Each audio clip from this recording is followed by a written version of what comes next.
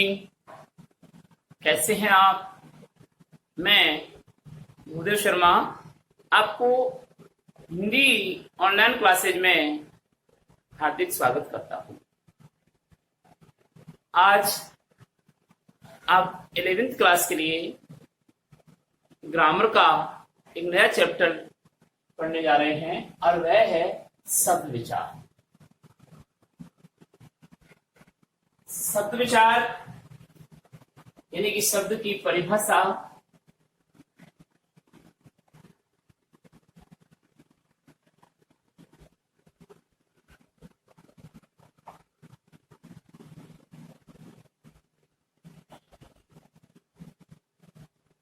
देखिए शब्द की क्या परिभाषा है।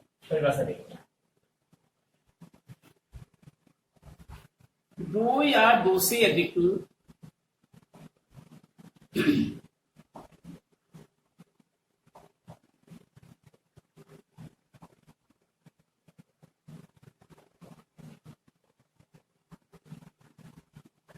दो या दो से अधिक वर्णों के बने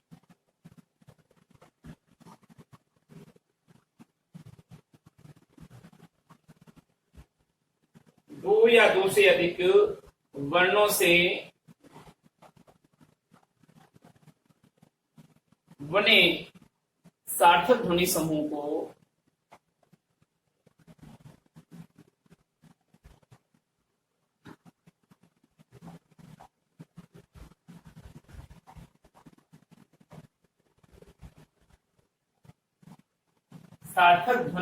को क्या कहते हैं? शब्द कहते हैं। ये शब्द की परिभाषा है।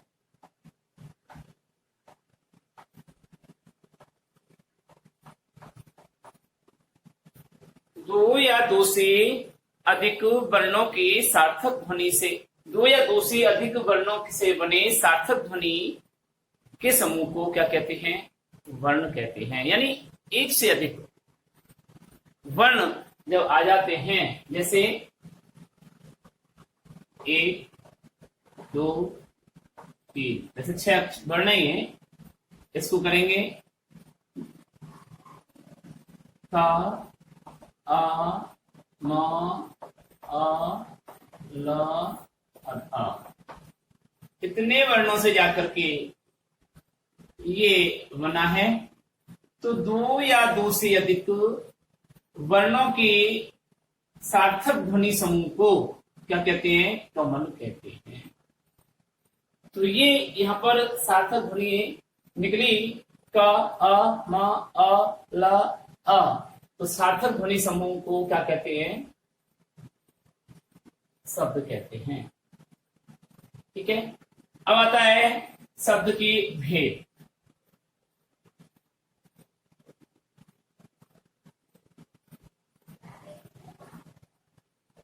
शब्द के भेद तो देखिए, हिंदी व्याकरण के अनुसार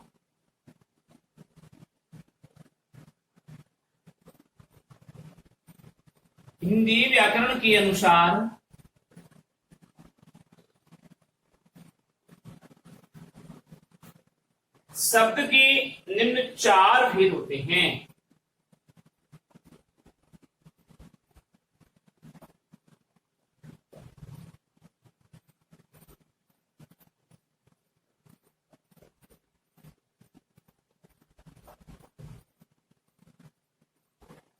अर्थात शब्द निम्न 4 प्रकार के होते हैं।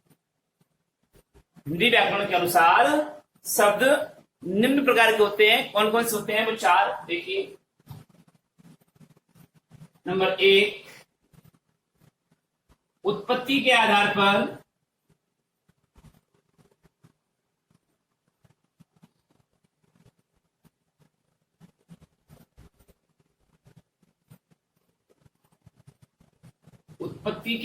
पर शब्द भेद।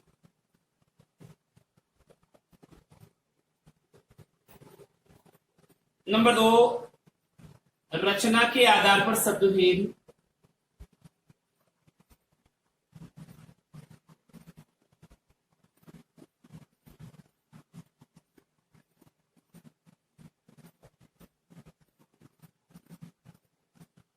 नंबर 3, प्रयोग के आधार पर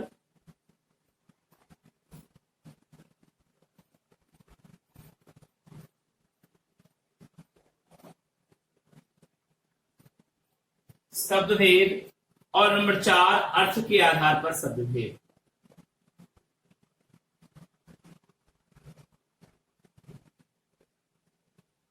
अर्थ के आधार पर शब्दभेद,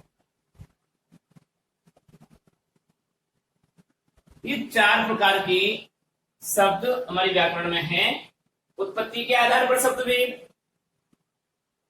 रचना के आधार पर शब्दभेद, उत्पत्ति या स्रोत कह सकते हैं इसको, रचना के आधार पर या संरचना के आधार पर शब्दभेद, प्रयोग के आधार पर शब्द के भेद, और अर्थ के आधार पर शब्द को कितने भागों में बांटा गया है ये यहाँ पर दिखाया जाता है। अब नंबर 1 पढ़ेंगे हम, उत्पत्ति के आधार पर शब्दभेद।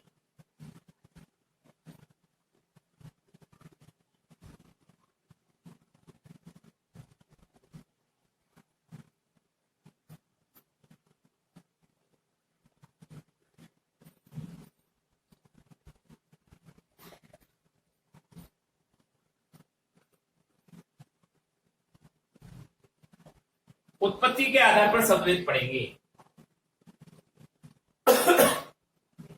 उत्पत्ति के आधार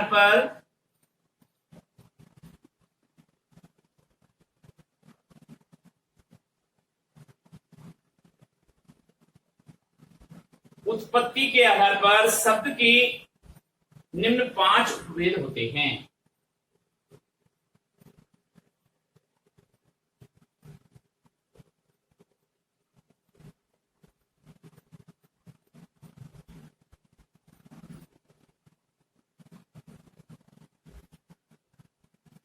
पांच उपभेद होते हैं।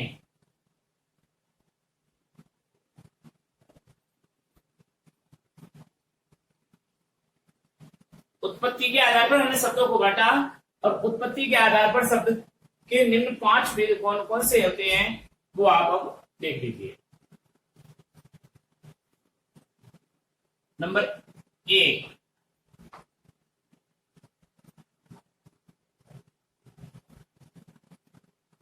तद्भव शब्द। नंबर 2,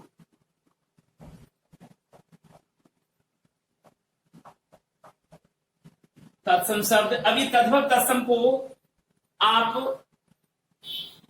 10th क्लास में अच्छी तरह से पढ़ चुके हैं कि तद्भव शब्द किसे कहते हैं, तत्सम शब्द किसे कहते हैं। जब व्याख्या करते हैं तो उसमें ब्रज भाषा के शब्द जो आते हैं, अवधी भाषा के शब्द जो आते हैं, बड़ी बड़ी हिंदी भाषा के शब्द जो आते हैं, उर्दू के शब्द जो आते हैं, उनको हम तत्सम में बदलना होता है। तद्भव शब्द के रूप को हम तत्सम रूप में बदलते हैं। तो ये तद्भव और तत्सम शब्द होते हैं। फिर आता है देशज।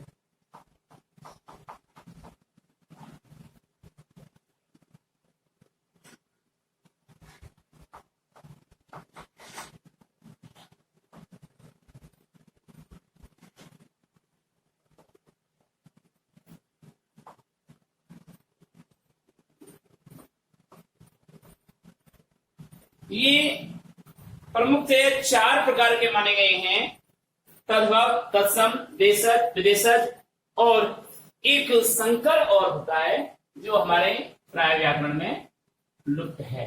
तो तद्भव, तत्सम, देशज और विदेशज, ये 4 प्रकार के हम उत्पत्ति के आधार पर शब्दों की संरचना को पढ़ते हैं। तो एक एक करके अब पढ़ते हैं हम तत्सम शब्द।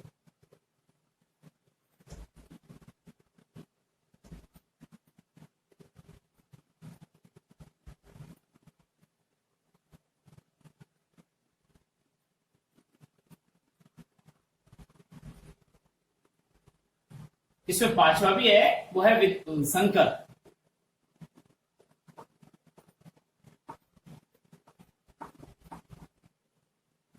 ठीक है, ये उत्पत्ति के आधार पर है संकर। संकर शब्द भी आप इसमें आता है।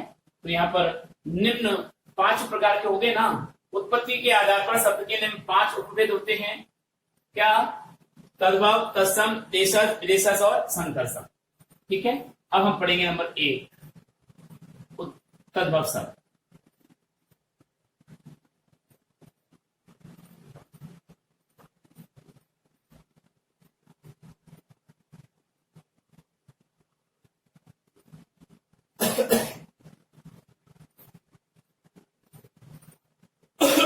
तद्भव में आइए, उच्चारण की सुविधा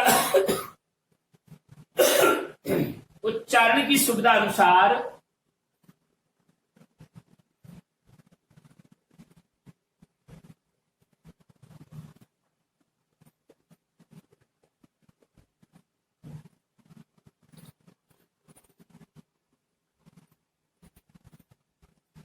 वे शब्द जिनका उच्चारण की सुविधा अनुसार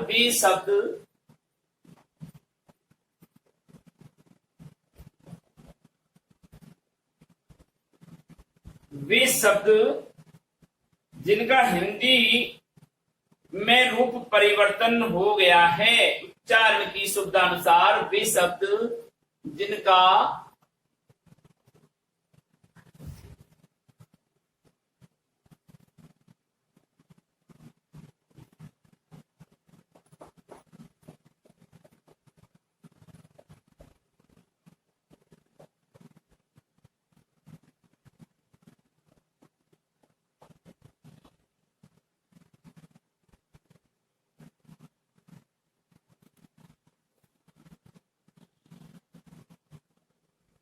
अर्थात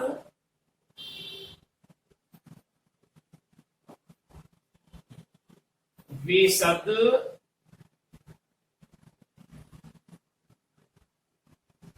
जो किसी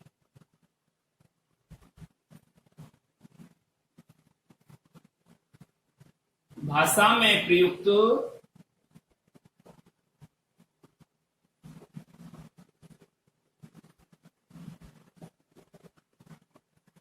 उसकी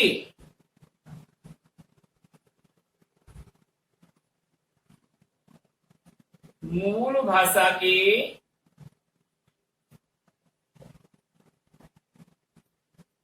स्वरूप से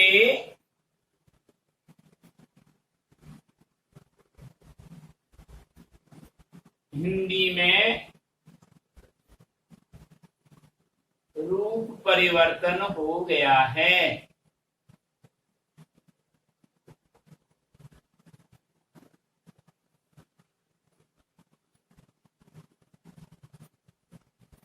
उसे तद्भव शब्द कहते हैं।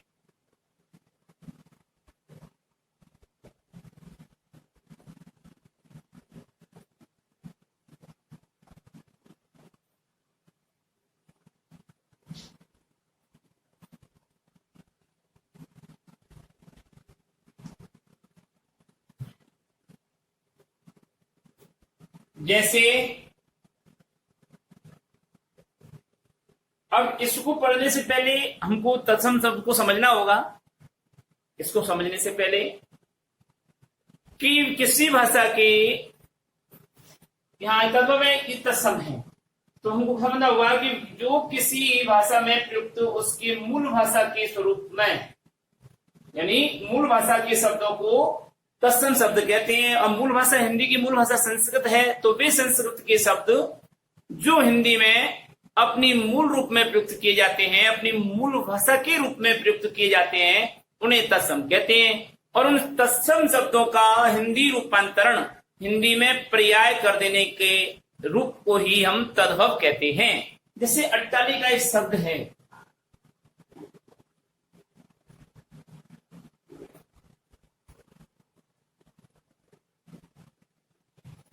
अट्टालिका, ठीक है। अब अट्टालिका से बना अटारी या अटरिया। जैसे गर्दभ एक शब्द है, गर्दभ से बना गधा। जैसे स्नेह एक शब्द है, स्नेह एक शब्द है, इससे बना स्नेह। तो यहां ये जो गोल लगाया है मैंने, ये शब्द हमारे क्या हैं? तद्भव शब्द हैं। और ये शब्द हमारे तत्सम शब्द हैं। क्या मतलब कि वे संस्कृत भाषा की शब्द जो हिंदी भाषा में अपने मूल रूप में प्रयुक्त हो जाते हैं, अर्थात संस्कृत भाषा के वे शब्द जो हिंदी भाषा में जो कि त्यों अपने मूल रूप में ही प्रयुक्त हो जाते हैं, उन्हें क्या कहते हैं? तत्सम कहते हैं। और तत्सम शब्दों का हिंदी में परिवर्तन करना, हिंदी में पर्याय रूप में लिखना क्या कहलाते हैं? तद्भव कहलाते हैं। तो ये तत्सम शब्द संस्कृत के हैं और ये तद्भव शब्द हिंदी के पर्याय हैं। अब हिंदी की कोई सी भाषा हो सकती है, कोई सी बोली हो सकती है हिंदी भाषा की, चाहे अवधि है, चाहे ब्रज है ना। तो इस प्रकार से आप तद्भव शब्द की परिभाषा क्या निकल करके आ रही है कि वे शब्द जो किसी भाषा में प्रयुक्त उसकी मूल भाषा के स्वरूप से हिंदी में रूप परिवर्तन हो गया है। ठीक है, तो उन शब्दों को क्या कहते हैं? उन्हें तद्भव शब्द कहते हैं।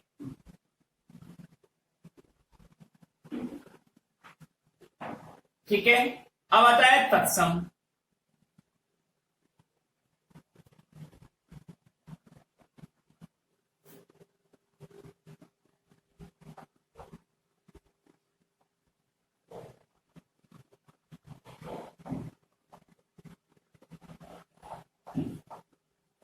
तत्सम शब्द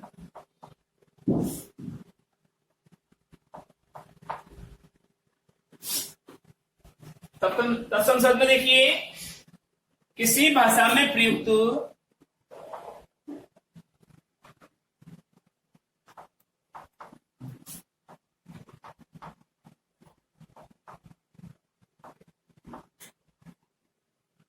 किसी भाषा में प्रयुक्त उसकी मूल भाषा के शब्दों को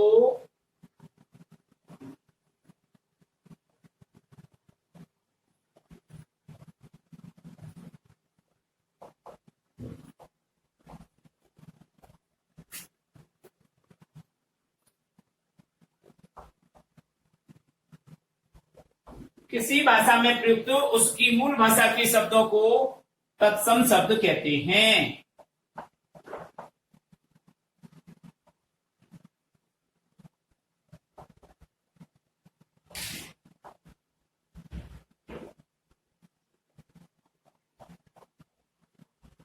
अर्थात अर्थात करके हम इसको और सरल रूप में लिख लेते हैं।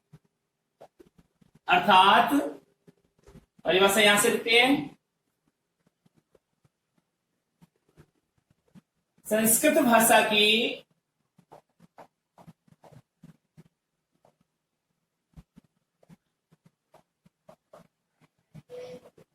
अर्थात संस्कृत भाषा की वे शब्द जो हिंदी भाषा में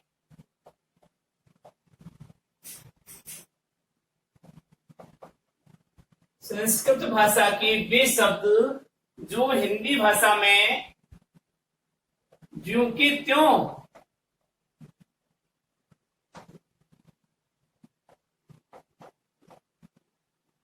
ज्यों के त्यों का मतलब अपने मूल रूप में हिंदी भाषा में ज्यों के त्यों अपने मूल रूप में ही प्रयुक्त होते हैं।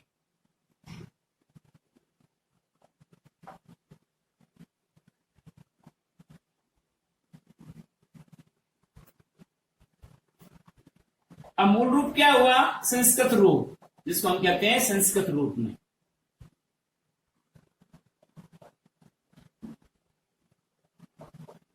मूल रूप में ही प्रयुक्त होते हैं।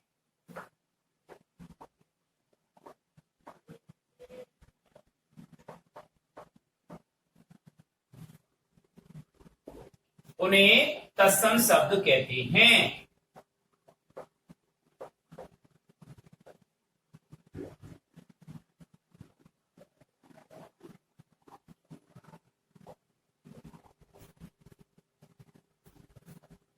ठीक है, तो संस्कृत भाषा के वे शब्द जो हिंदी भाषा में जो कि त्यों या अपने मूल रूप में अर्थात संस्कृत रूप में ही प्रयुक्त होते हैं, उन्हें तत्सम या तद्भव तत्सम शब्द कहते हैं।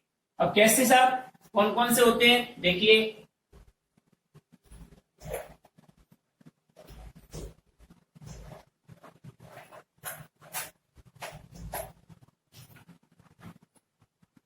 जैसे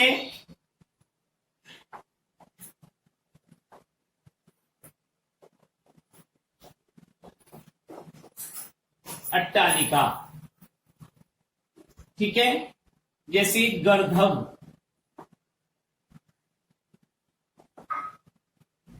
जैसे अर्पण, जैसे आम्र, आम्र, जैसे कर्ण,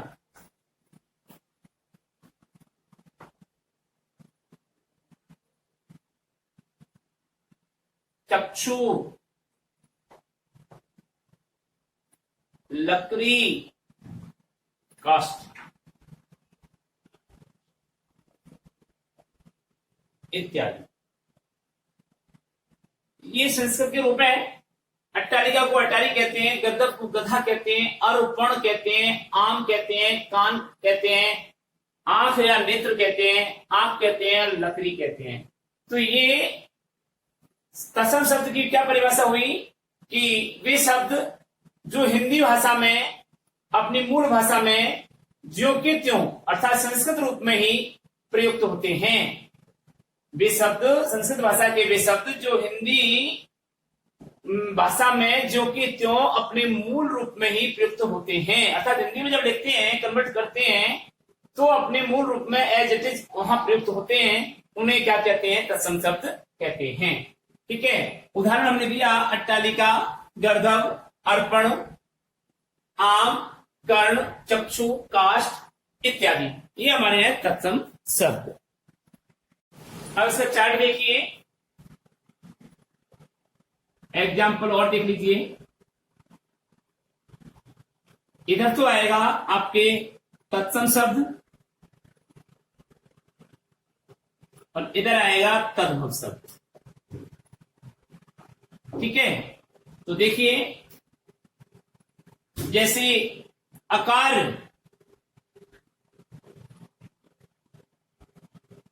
ये तत्सम शब्द है, इसका बनेगा अकाज।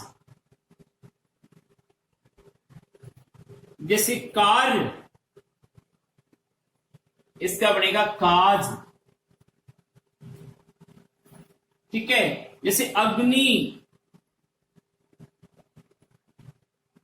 इसका तद्भव रूप होगा आग। जैसे अक्षर, इसका तद्भव रूप होगा अक्षर, या इसका दूसरा रूप में आखर। ठीक है, जैसे अग्रवर्ती, अक्षर हो गया अग्रवर्ती,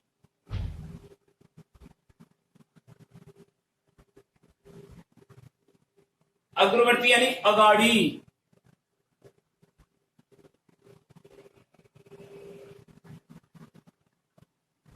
ठीक है, जैसे अग्रणी, अग्रणी, इसका भी यही होगा अग्रणी, इसका भी अगाड़ी। ठीक है, जैसे अक्षी,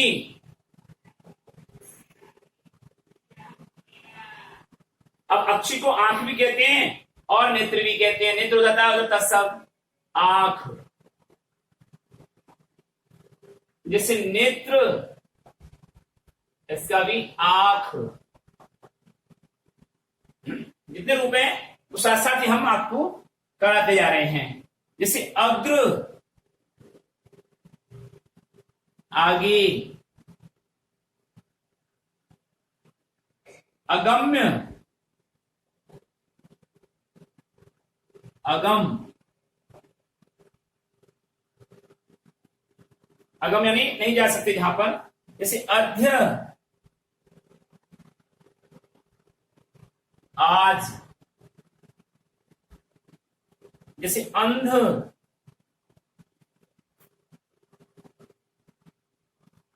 अंध, अंधेरा।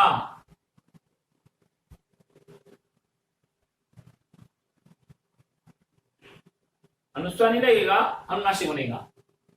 ठीक है, जैसे अट्टालिका अभी आई गया उधर,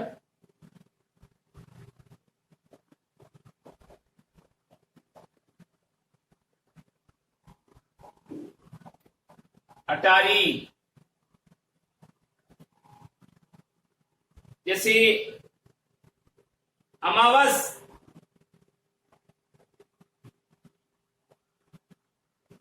मावस,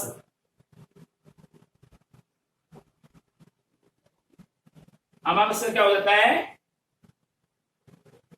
मावस, यानी कि इसको अमावस्या है, ये सब अमावस रेखा है। ये आपको तीनों प्रश्न करके लाने हैं। अगले वीडियो में हम आपसे फिर मिलेंगे, तब तक के लिए हम आपसे इजाजत चाहते हैं। नमस्कार।